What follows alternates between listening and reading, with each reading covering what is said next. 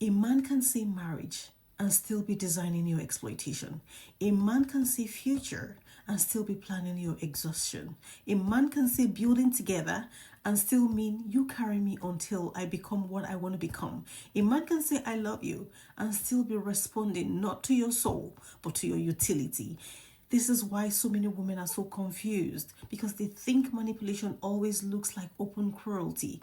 It does not. Sometimes it looks like a man describing a future in which your burden rises faster than your safety. Sometimes it looks like a man introducing sacrifice before commitment. Sometimes it looks like a man becoming very curious very early about your work, your income, your benefits, your capacity, your property, your savings, your flexibility, your skills, your willingness to relocate, your ability to mother, your ability to help, your willingness to merge. And women are taught to call that planning.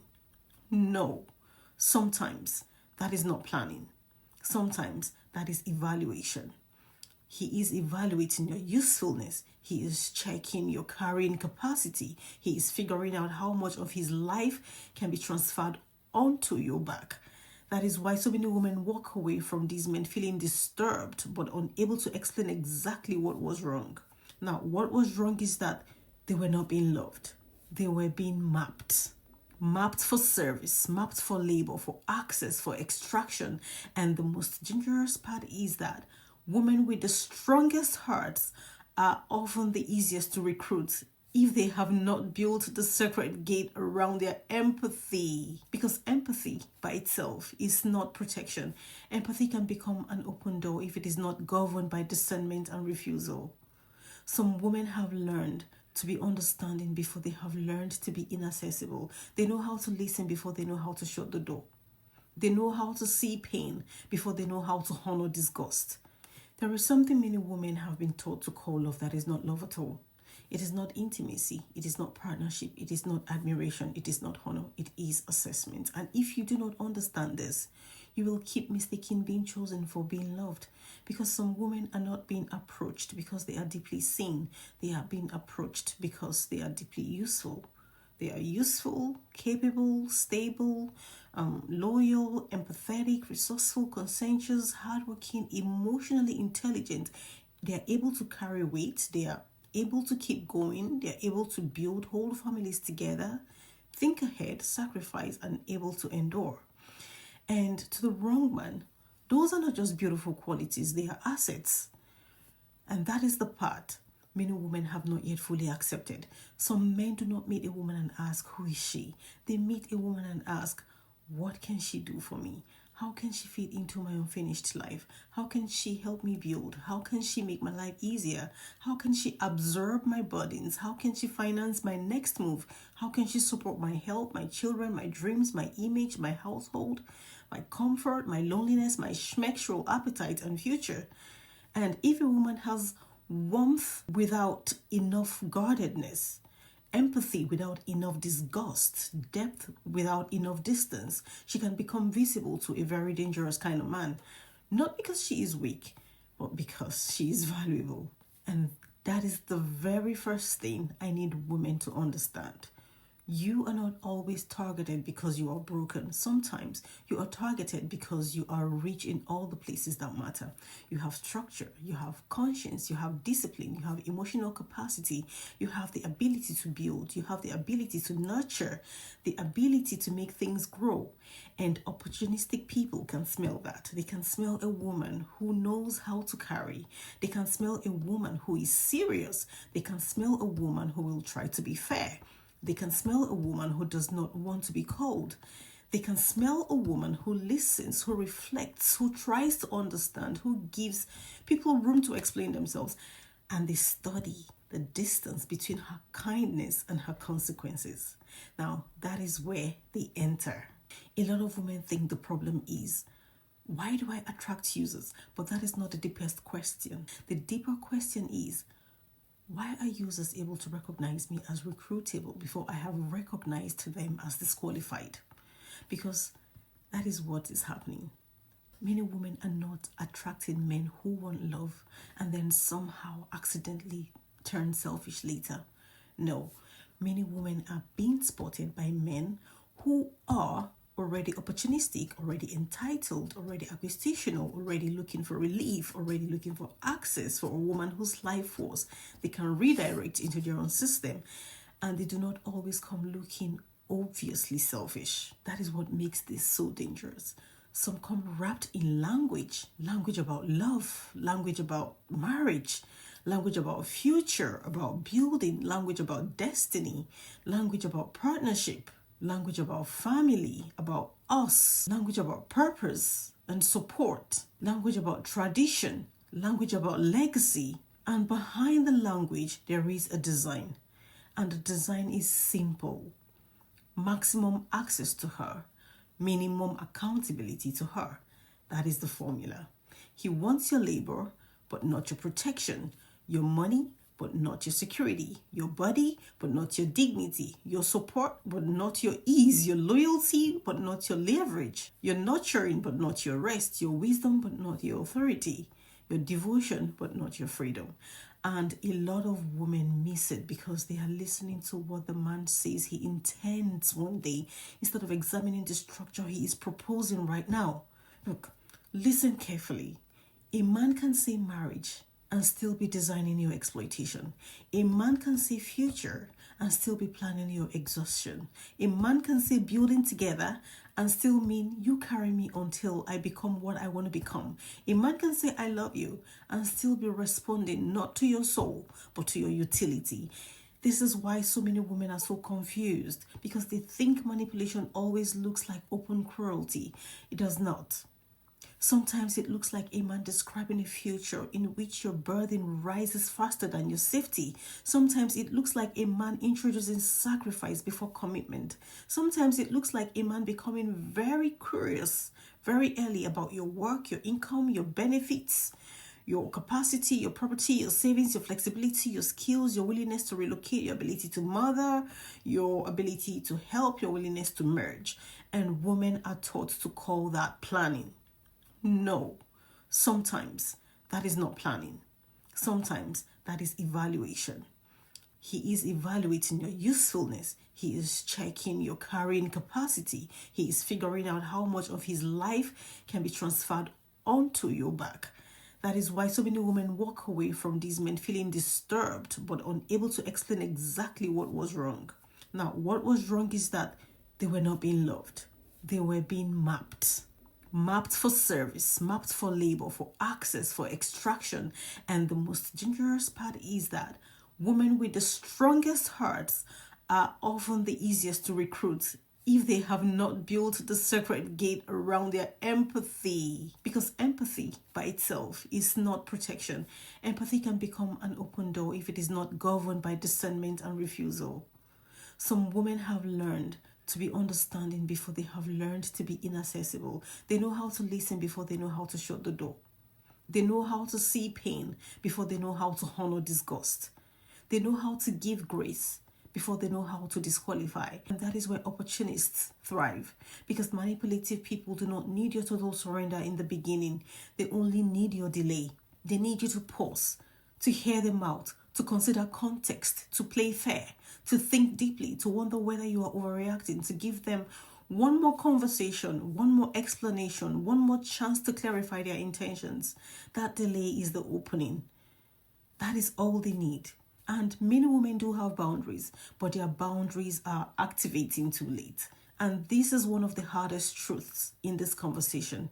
A woman can be excellent at living and still weak at screening. She can be very strong at the back end and still be too open at the front end. She can eventually say no, eventually walk away, eventually put a man in his place, eventually choose herself, eventually end the situation.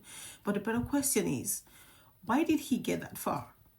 Why was he even in the room too long enough to reveal a fully developed plan to use her?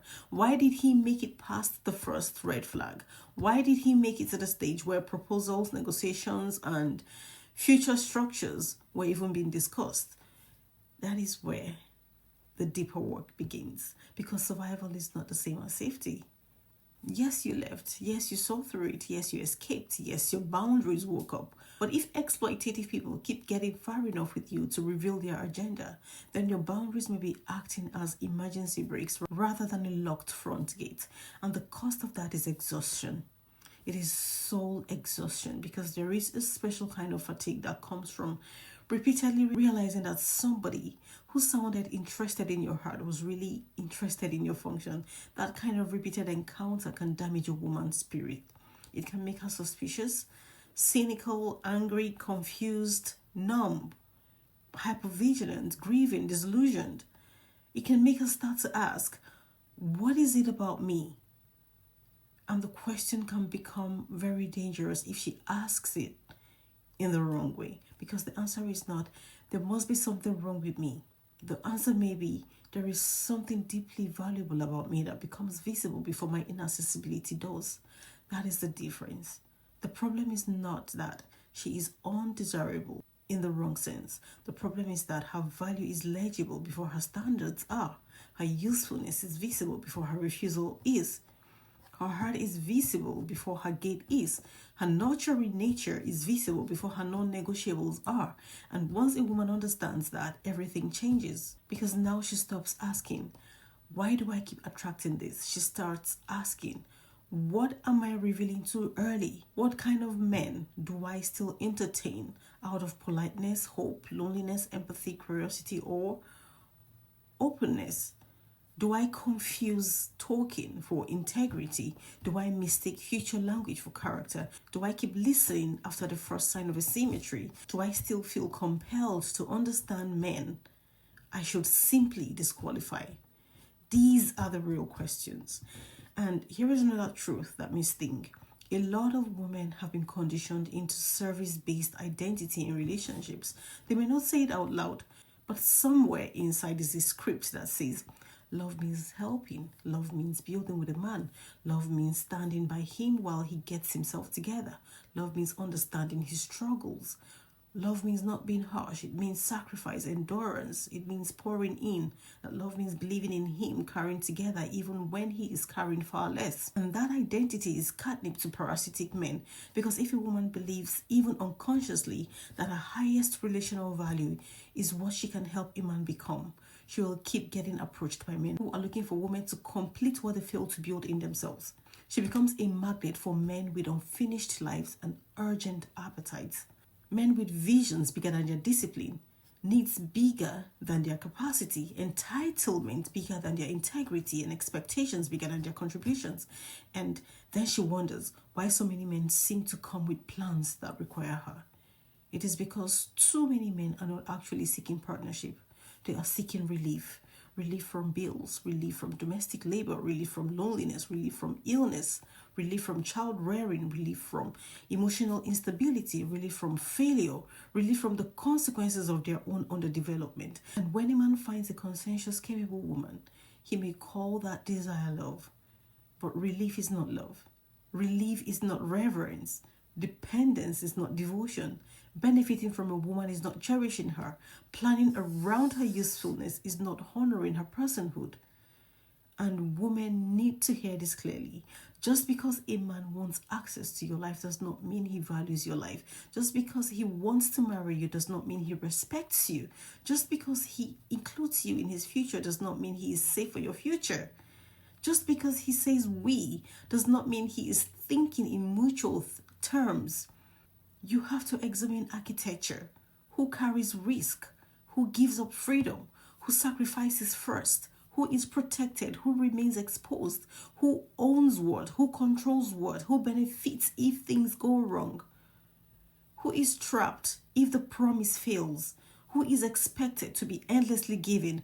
Who gets to remain comfortable while the other remains burdened? These are not cynical questions. They are adult questions. They are self-protective questions. They are the questions that separate fantasy from structure, because exploitative people often do not reveal themselves through dramatic ways in the beginning. They reveal themselves through asymmetry, through the arrangement, through what they are proposing, through the fact that your burden keeps increasing while your protection remains vague, through the fact that They are very comfortable with you carrying things they would never carry for you.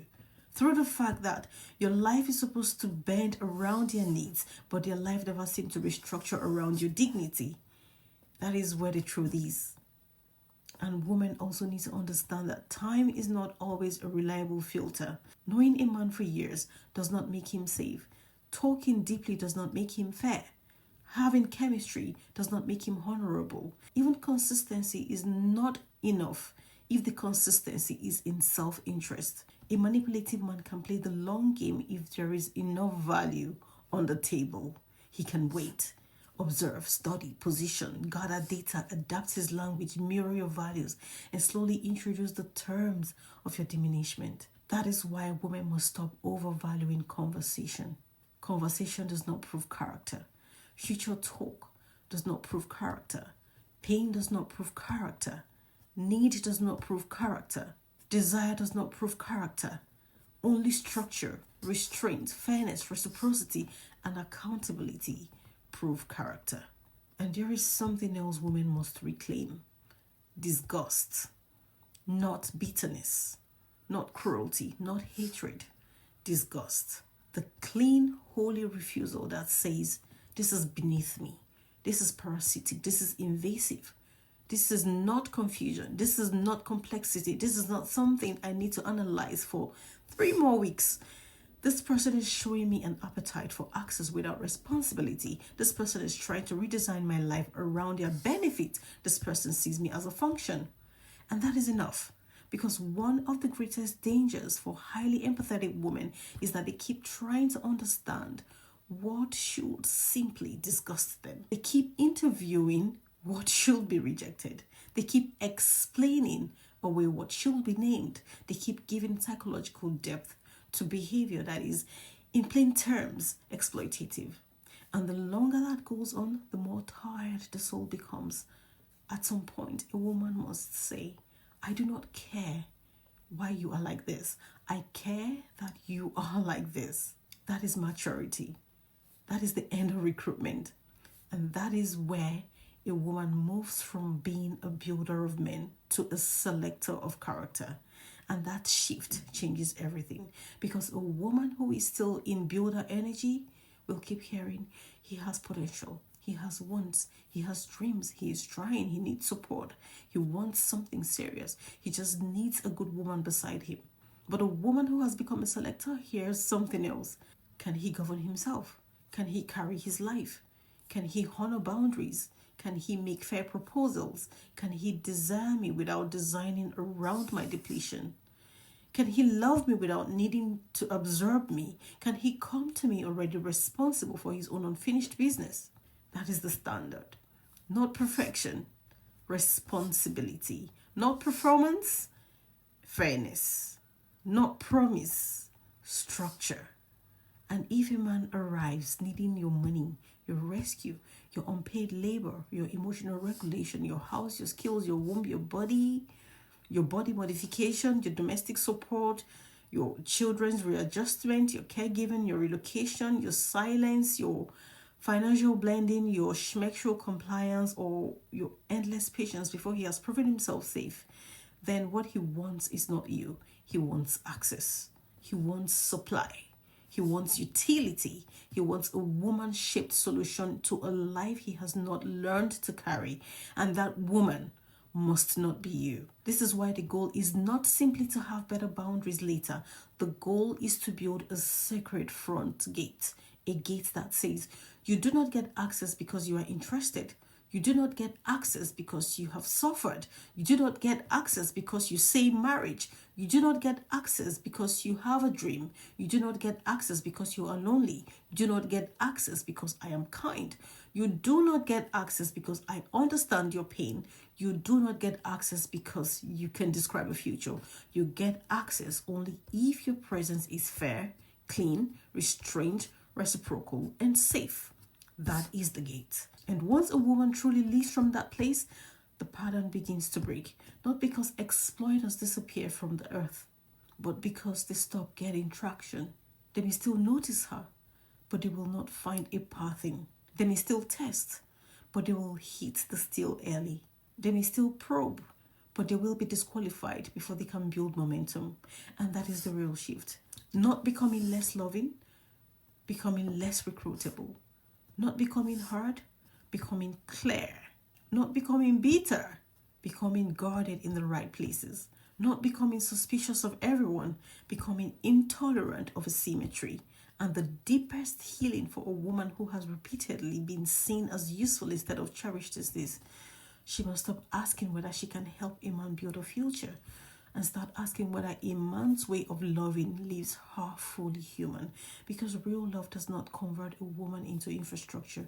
Real love does not study her for extraction. Real love does not need her burden in order to prove his vision. Real love does not require her depletion to sustain discomfort. Real love does not confuse her devotion with his entitlement. Real love does not make her more trapped than protected. Real love does not ask her to disappear into service and call it partnership.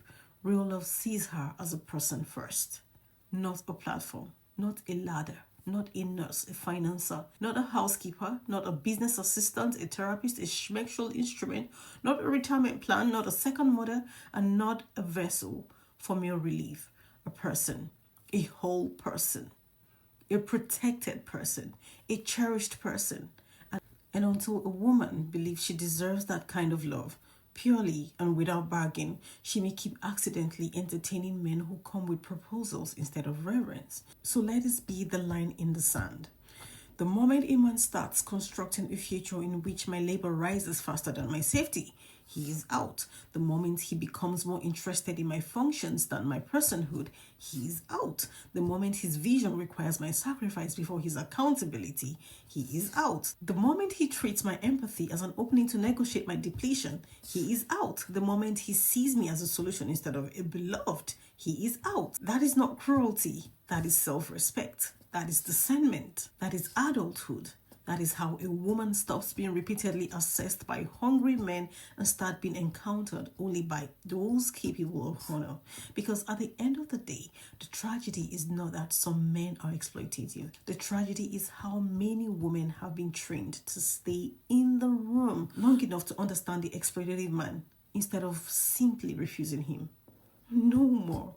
No more interviews for access. No more auditions for exploitation. No more carrying a man's unfinished life and calling it love. No more mistaking need for devotion. No more confusing future talk with safety. No more explaining away asymmetry. No more spiritualizing self-erasure. No more allowing empathy to become the corridor through which predatory people enter. No more. You are not here to be assessed for usefulness. You are not here to be drafted into somebody else's relief plan. You are not here to become the missing infrastructure in a man's unstable life. You are here to be loved cleanly. And anything that cannot meet you there must be refused. God bless you.